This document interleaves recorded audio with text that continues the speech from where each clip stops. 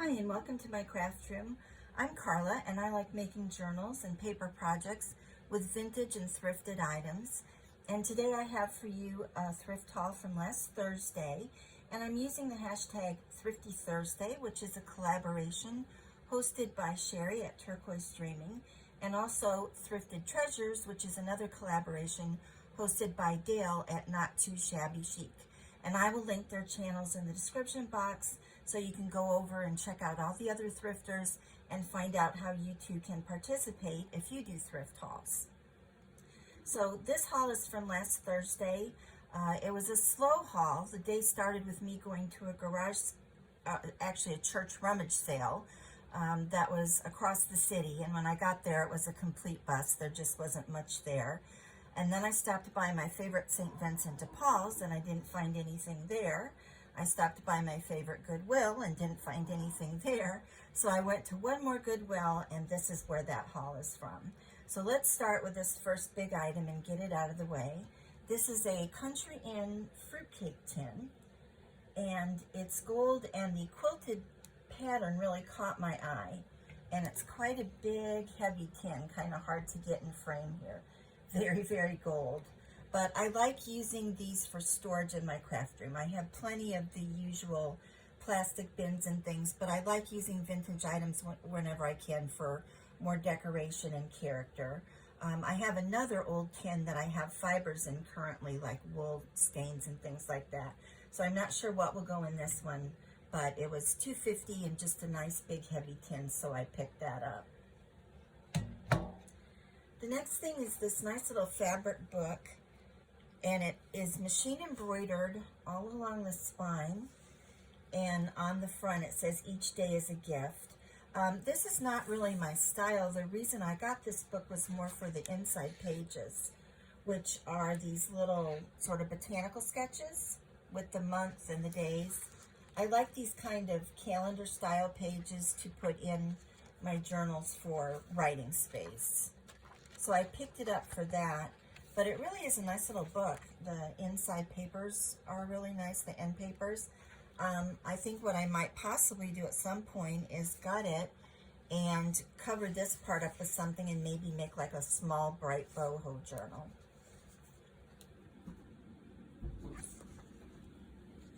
I found this book on scarves, and somebody else had done a haul where they got a really interesting book on scarves, and the illustrations were really nice. I'm going to move this tin.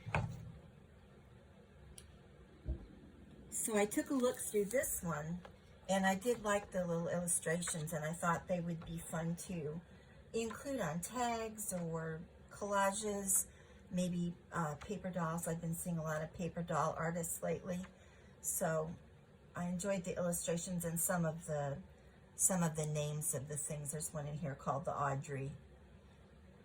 So I picked that up. I found this cardstock. It was $2, and it's a full craft. I can't say that. Let me try that again. Craft cardstock. I thought this would be good for making tags with a dark background already for like a grungy journal.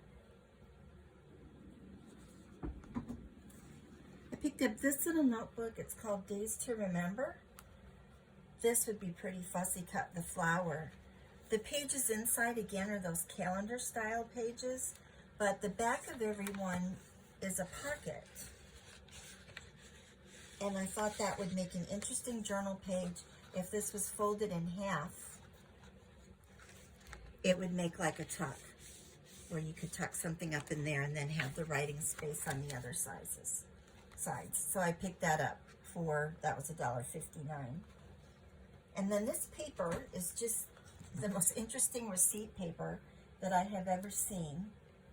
It's got this kind of Zen lotus flower in the middle and just very interesting typeface up there, and it's turquoise, and it just says sales order. It's got the design up at the top, and this was $1.50, so I thought folded in half it would make some interesting journal pages.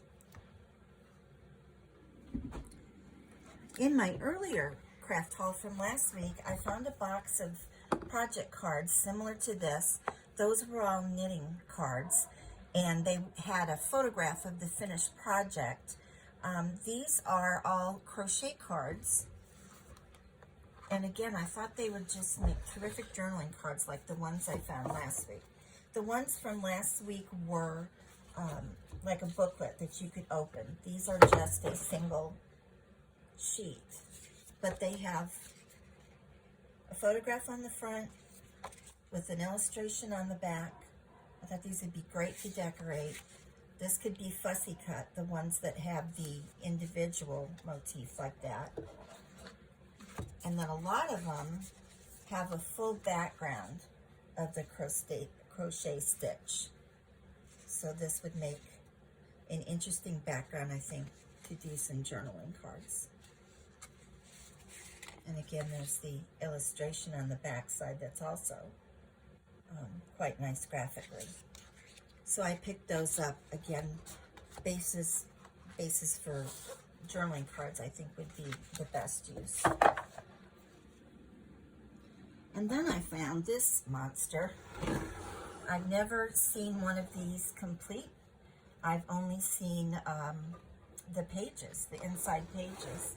And these are the ledger pages. I'm having a hard time getting everything in here today. I've got the ledger pages. I cannot talk today. And then also the divider sheets, which have a lot of nice patina on them. And then there's the whole binder that comes with it. And that was $2.50, so I grabbed that. I'll at least use the pages. If I'll use the actual binder or not, I don't know, but it's something that might be fun to work with. And then last of all, I picked up a small bag of buttons. There's nothing that exciting in here, but I liked all these button envelopes. I've used these before and avocado dyed them or tea dyed them, collaged over them or stamped over them.